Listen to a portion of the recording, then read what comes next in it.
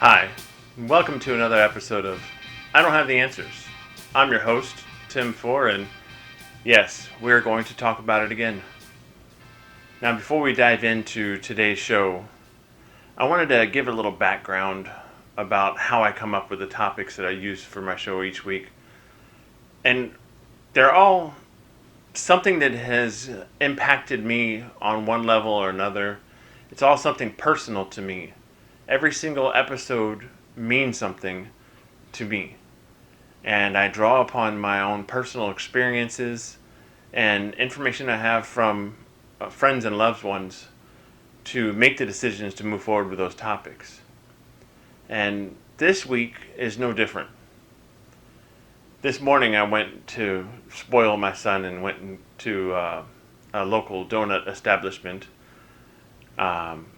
And as I was going through the drive-thru, I was thinking back to the last time I had been inside the store. There was a group of gentlemen that had made it a regular thing that they would go there in the morning and have their cup of coffee. Of course, these gentlemen were retired.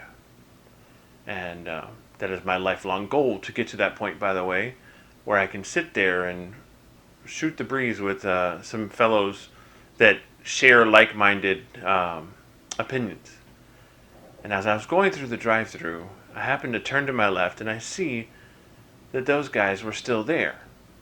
They had pulled up in a minivan and taken out some folding chairs, and while they were outside, they were at their favorite place, and they were all 6 feet apart from each other, but continuing with their normal daily activities in the parking lot, and nothing had changed as far as the guys getting together. They were still doing it. So that brought up today's topic. That actually helped. That little seed started my mind wandering down this path of adaptation. The things that we do and the things that we go through to change or not change, and how they impact us for the rest of our lives. Now, we all currently are affected one way or another by this pandemic, COVID-19, and it's affecting us one way or another.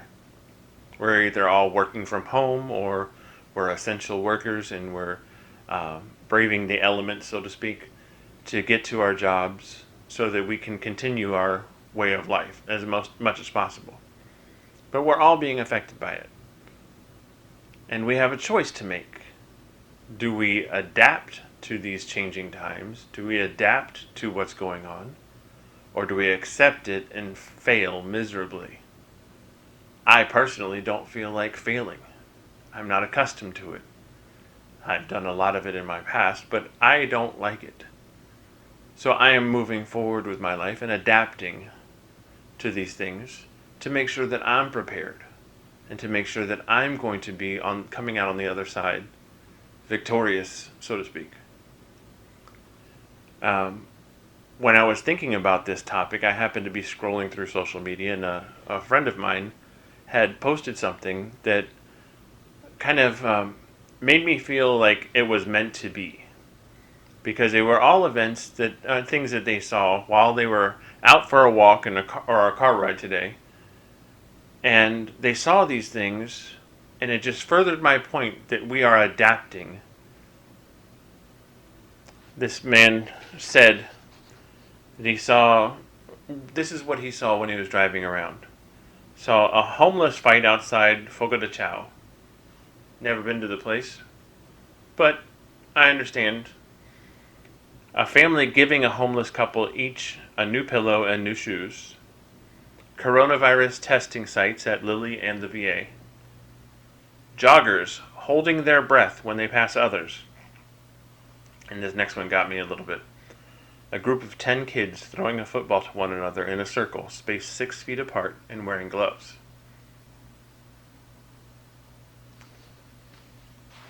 If that doesn't hit you, then I'm afraid nothing will.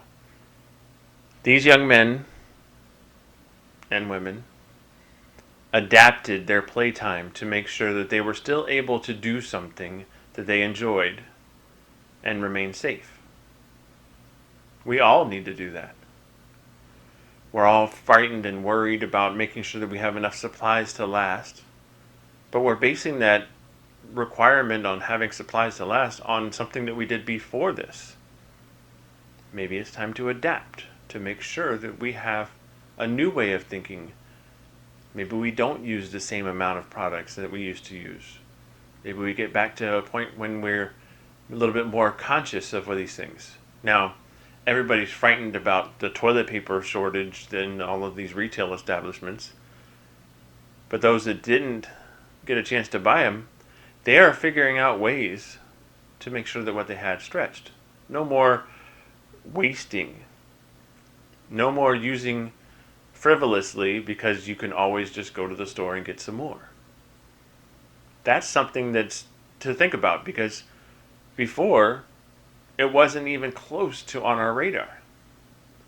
No matter how many times people would say we're destroying our planet by filling up landfills with all of our refuse and all of our waste, nobody thought about it until those products that we took for granted were limited. We adapted.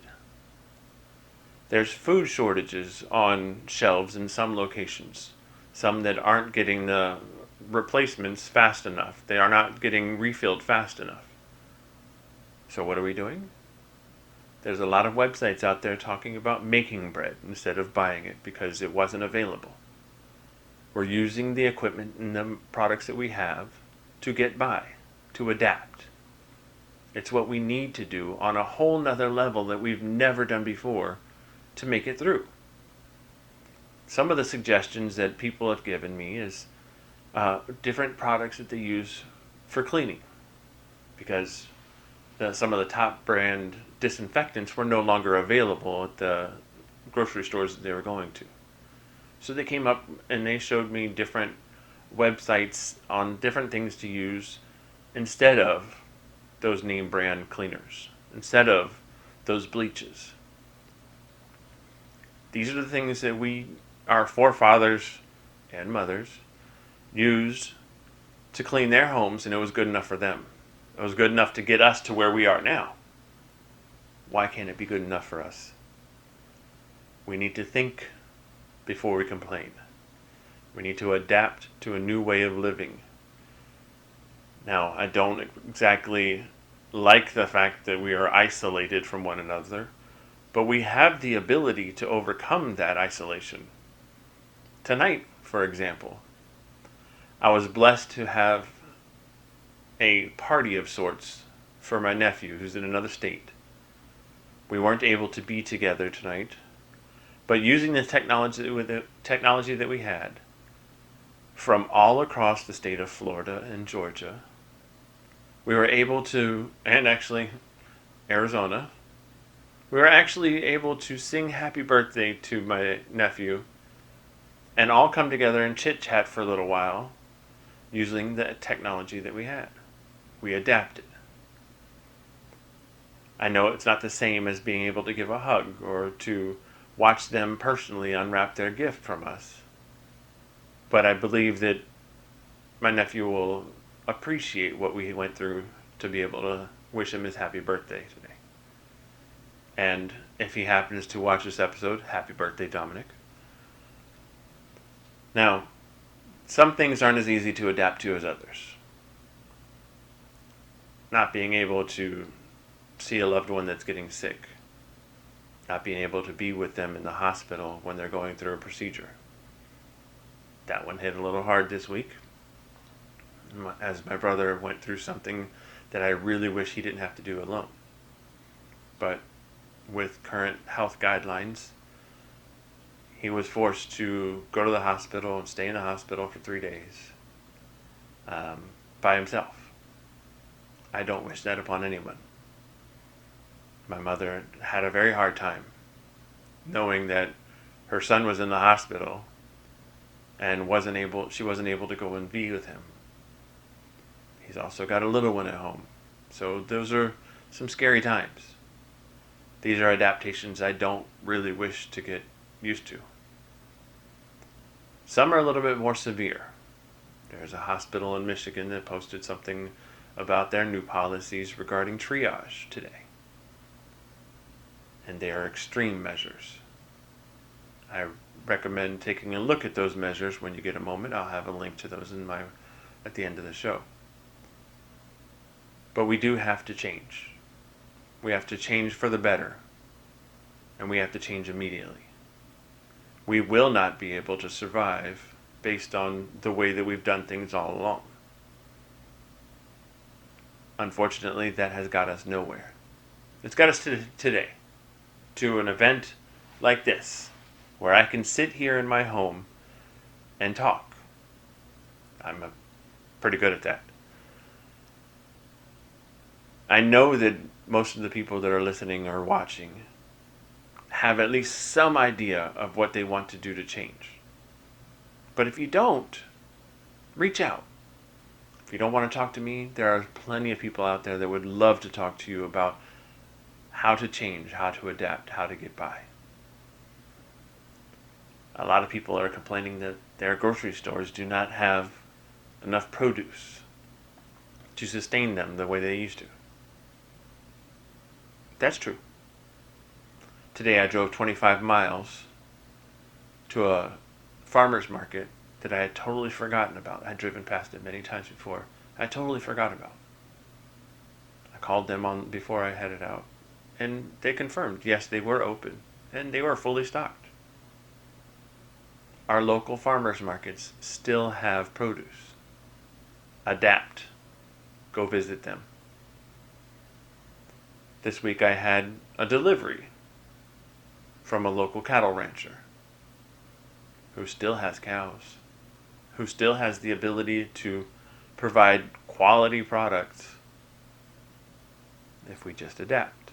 We're not going to find everything we want. The one-stop shopping is temporarily not there for us. Find a neighbor, find a friend, reach out. Take a chance to learn something new about yourself, about your loved ones, and take that next step. This is evolution stuff here. This is us changing as a people.